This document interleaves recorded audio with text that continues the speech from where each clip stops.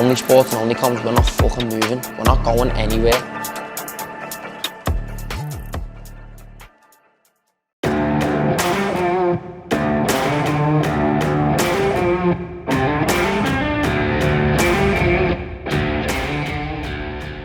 My name's Dominic Haddy. I'm one of the co-founders of Only Sports. This is our 8th boxing event we've done in Dubai and 5th of the Onlycomms series. You know, the discussions of Royal Atlantis came well over a year ago. This was probably when we were doing the W. At the end of the day, we were doing the Palm and we were like, right, the Palm's great, the W's fantastic, but what's the best building on the Palm? And you know, the Royal Atlantis had just been released. It just, all this Beyonce performed there. It was seen as the most luxurious place in Dubai. And we were like, well, why don't we try it? So look, we had to work hard just to get a meeting.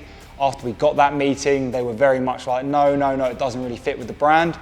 And realistically, being able to say to them, well, our Fight Night 4 is confirmed and it's at the Burj Khalifa, I think that gave us a bit of leverage for them. And they saw, okay, these guys aren't just joking about it. They are willing to go to these new places, break these records and be the first show to come into town in these areas.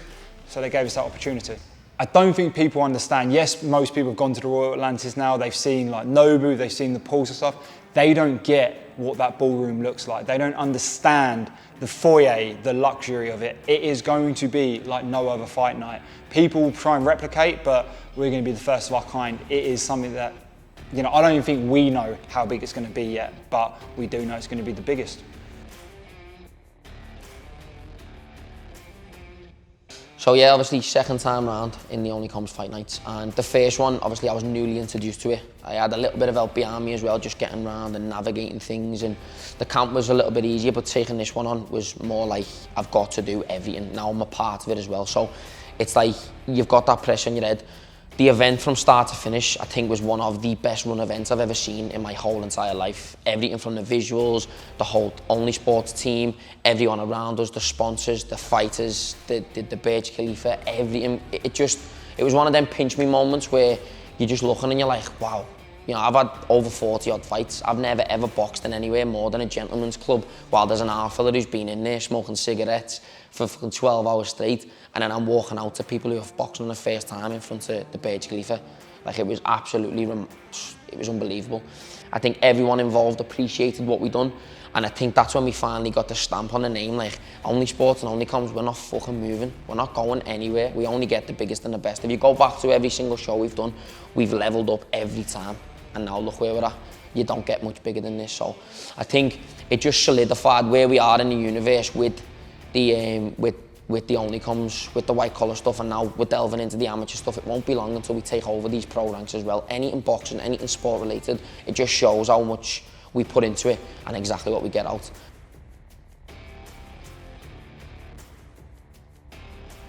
So the first time I heard about Onlycomms was the first event you guys done at Phileas Fogg. Thought it was a great event. I just think the levels that you guys have come up from Phileas Fogg was amazing, but then you step it up again, the W, then you've gone to the Burj. So my initial thoughts at the Burj was like unbelievable. I mean, you see the Burj, but I think also the pyrotechnics that you had behind the scenes as well, the big screens, the tellies on each corner of the ring, I think just made it like look so much more professional. So it looked like something that a pro show would do, but not just a normal pro show. You're talking like Vegas, you're talking sort of London O2. It was on that path. So from the Burj Khalifa going into the Royal Atlantis, I think for anyone that steps foot in them sort of places, they feel special wherever they're staying there, doing a beach club, doing whatever, it feels special. So to take boxing there and do something that hasn't been done before, I think is going to be really special for not only just the fighters, the people involved, us as a team. I think it's a really special moment. So for me, obviously, I'm going up against Jack, which is going to be hard. He's won 2 already. I do think, though, he's coming up against a better coach for this time round, so it's going to be a bit harder for him. But for me, I'm putting every step in place to win the competition. So I'm making sure that everybody's doing as and what I need them to do to win. I don't think it's going to be an easy night. I think Jack's a really, really good young coach over here. He was a good amateur. Just because I boxed as a professional doesn't mean I'm a better coach or a better fighter. It's just that he hasn't took that step yet. So for me, I'm doing everything I can just to get the one over on him, because I think it'll be some good smiles once I win.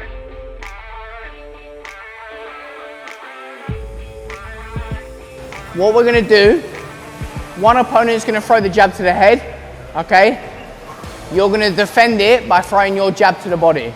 So you lean out of that shot, okay? And you stab it into the body, you stretch your stance. Where do your feet come back to? Same place. Same place, yeah? Do not close that gap. Move round with your partner. You do not throw that shot to the body until they throw their shot to their head, okay? So you wait for them, you wait for them. As soon as they throw that jab to the head, you dip under, boom, stab it in, okay?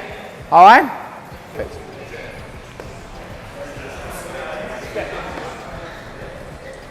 That's it. It's very simple. Boom. Good. Wait for my jab. Come forward. Good. Go back. Go back. Good. Boom. That's it. Come forward. Come forward. Back. Good. That's all right. Throw it as hard as you want. Boom. Throw it harder. There you go. And again. Good. Nice. Perfect. Focus on your footwork in your own time as well, yeah? So when you've got 10 minutes or whatever, have a look online. You're too square too often, yeah? You have to be side on, all right? So that's gonna cause you real problems later down the line. You're just gonna get hit all the time, all right?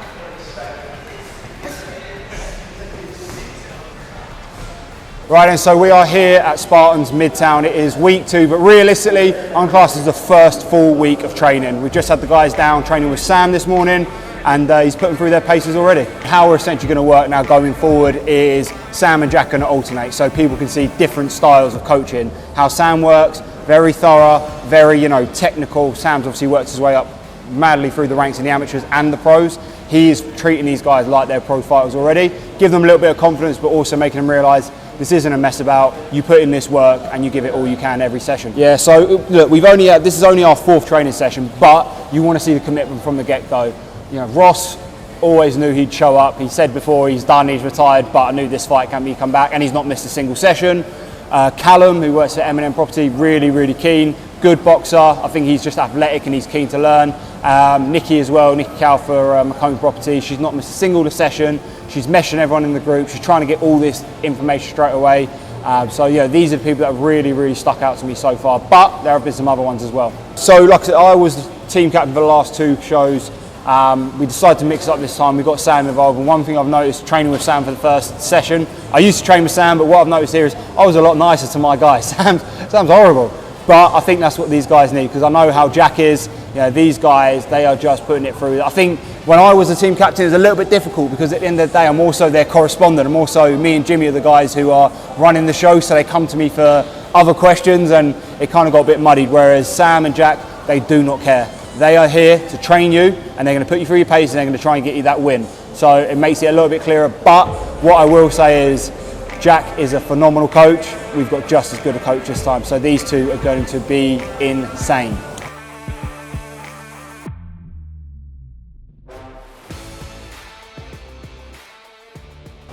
So the actual training, in terms of the fitness, is living up to what I expected, and I'm really excited for that. The actual boxing is the bit that I'm scared for, and I think even today was the first time we actually put on gloves, and I have no idea what I'm doing. Like, even the people who are doing wraps, I have no idea how to do the wraps, which fingers to put the wraps in. Even today they were going really slow, and I was trying to dodge the punches, and I just ended up getting punched in the face every single time. I'm excited about fighting. The punching in the face, hopefully I'm hoping that I'm not going to be doing that as much, but I guess it comes with it. Have you booked in? You got access to it? Yeah, it says already event passed. I'm sure I booked in. No, well, you obviously haven't, because the event's passed and you're not on it, right? Have you booked in? You booked in? You booked in? No? So if you haven't booked in, give me 20 fucking burpees. Come on, man, I told you the other day. Listen, son. There's no fucking Omar Abdul Rahman on there, right? If there was, then I wouldn't make you do it. No, I've got 5 GG. Simple shit, man. Imagine turning up to your fight and going, oh shit, I forgot me wraps.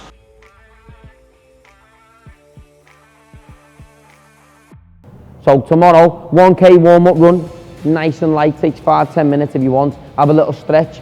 Bang your timer on 2 minutes, you're non-stop. Minute rest, breathe, 2 minutes, non-stop. Record your distance for yourself as well. And then go back to the same location in 2 weeks and do the same thing. And you'll be adding half a K on it. I guarantee you'll add half a K on it in 2 weeks. That's how you don't get fit by doing a 5k and keeping your heart rate in like the medium fucking amber zone or zone 2, zone 3. You get fit by recovering quicker. So if you put your body in a bad mental state there and only have a minute to bring it back down and you're going up again, that's what happens in the ring. You're non-stop for 2 minutes and you've only got a minute to listen to me, to have a drink of water, to take your gummy out, to take a seat, listen to instructions and you go again. Do you know what I mean? That's the way you get fit. You get fit by recovery. You don't get fit by putting your fucking heart rate in the red zone. That's how you have an heart attack. You go flat out as fast as you can, minute rest. Yeah. So tomorrow, 1k warm-up run, 4-2 sustained, 1 minute rest. Yeah? Your third and your fourth are probably going to be a mediocre jog. Just go as fast and as hard as you can. Push yourselves, yeah? Got it? That's the run. I expect a screenshot, whether it's morning, night. If people don't do the runs, you're not coming to the session. Don't give a fuck. I'll just ban you from sparring. Yeah? Ready? Yeah.